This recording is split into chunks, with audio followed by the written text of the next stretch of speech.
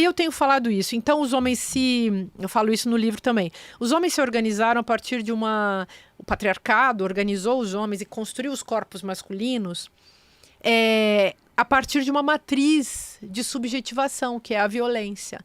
A matriz de subjetivação das mulheres não é a violência, é o cuidado. E aí que nós fomos governados no mundo, até agora, pela violência. Por isso, tanta guerra, tanta destruição, tanta morte e a ameaça de destruição do mundo. As mulheres ficaram na sobrevivência. Os homens iam para a guerra, as mulheres faziam sobreviver. E até hoje é isso. A gente vê uma política subterrânea das mulheres bancando a sobrevivência do mundo, das sociedades. E aí, eu acho que o nome dessa política é cuidado. E o cuidado nunca foi valorizado. Foi sempre, aliás, ao contrário, desvalorizado e apagado. E é um puta de um trabalho. Então, eu acredito que o feminismo, ele não é só, como as pessoas acham, né? Tem gente que o feminismo é o contrário do machismo. Gente, é bem mais complexo, é bem mais bonito, de é um projeto de mundo. Entendo que a audiência desse podcast já não comete esse erro. Ai, que bom. Então, a gente está falando com gente que já pensou, já raciocinou. Então, qual é a ideia? Que as mulheres governem a partir do cuidado. Por quê? Porque não vai dar tempo, se a gente quiser sobreviver nesse mundo, também não vai dar tempo da gente explicar para os homens como é que isso funciona. Talvez eles possam aprender com a gente. As mulheres cuidam. E aí eu falo muito, tenho falado já faz um bom tempo, nesse livro também menciono isso, essa ideia de fazer um ecossocial tecnofeminismo. Porque a gente tem que colocar o cuidado, que é um assunto que as mulheres entenderam e no qual elas se forjaram historicamente. É isso que seria, digamos, um matriarcado. Seria a política do cuidado, preservação, restauração, reparação, atenção. Tudo que, digamos, não está acontecendo nesse projeto patriarcal, que é baseado na violência. Mas você acha que esse trabalho de guerrilha, ele é por meio do debate?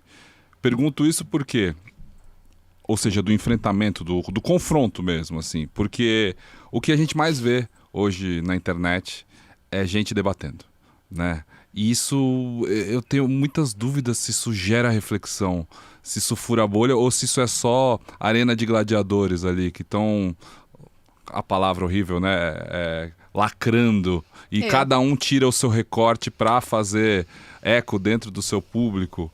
Né? Você acha isso efetivo? Isso é interessante que você está falando. Eu estou lembrando, por exemplo, dos embates que os sofistas e os filósofos tinham lá naquele começo, só para pensar assim, naquela época dos gregos, né? Que quem estudou filosofia passou por essa investigação. Então tinha isso, o debate erístico, né? A disputa pela disputa. Pela disputa. A disputa pela disputa. Então, na verdade, o desejo de vencer um debate sem precisar ter razão, que é um assunto que atravessou a história da filosofia. O Schopenhauer também escreveu sobre isso, né? Acho que as leis de Aristóteles, né? Então tem as discussões da retórica. A retórica, né? exatamente. Então, lá naquela época, tinham a galera da retórica, que fazia aquele discurso político para convencer, e tinha várias formas discursivas com determinados objetivos diversos lá naquele tempo dos gregos, né? Aí tinha o discurso trágico, né? A poesia trágica, o texto trágico que era encenado, enfim, muitas discussões. Mas os sofistas, eles tinham isso de ensinar a linguagem e colocar a linguagem numa disposição, assim, as pessoas aprendem a linguagem e vão ver o que elas vão fazer com isso, mas a liberdade faz parte do jogo. E a democracia nasce nesse lugar, nasce tudo na mesma época, aquele famoso século V, lá antes de Cristo. Então tem a tragédia grega, tem a filosofia, tem os retóricos, os retores, os sofistas, todo mundo ali num embate. E os filósofos chegam querendo meio que uma reserva de mercado, porque eles inventam que eles têm razão e que eles estão em busca da verdade, que é o papo do Sócrates, né? Isso é interessante mesmo, porque tem um jogo que eu tenho a verdade, vocês não, vocês estão só fazendo essa conversa fiada. E eu acho que não dá para jogar fora nenhuma dessas pessoas, porque cada posição discursiva, ela faz um efeito. Agora, o que eu acho que os filósofos trouxeram de diferente é uma coisa que na pura disputa não tem mesmo. Aí você tem toda a razão. Que é a conversa no sentido do diálogo.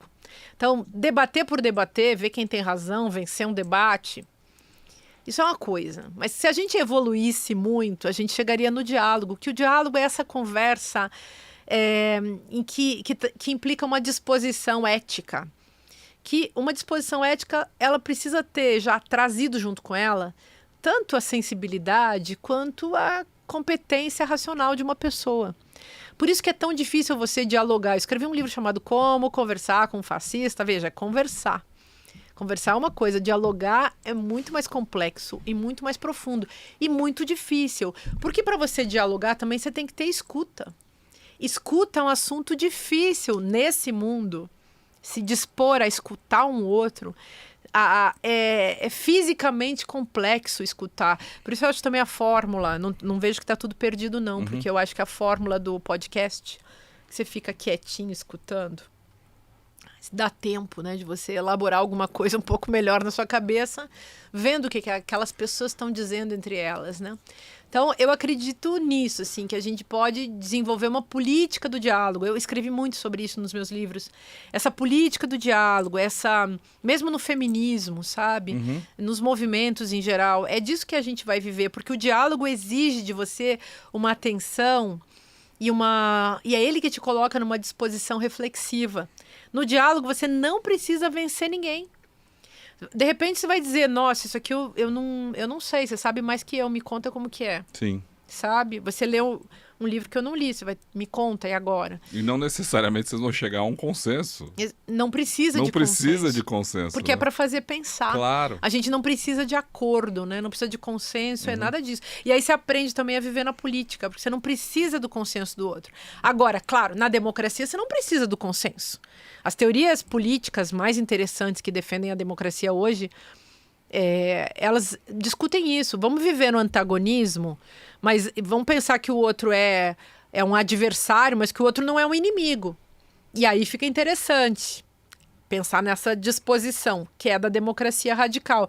Todo mundo junto tentando entender. O que não dá para comportar na política e num jogo democrático, se a gente quer sustentar uma democracia, é pessoas que querem destruir a democracia através dela mesma. Essas pessoas que fazem um jogo horroroso, que tentam implantar a antidemocracia por meio da democracia, que é o que a gente chama em filosofia de paradoxo da democracia.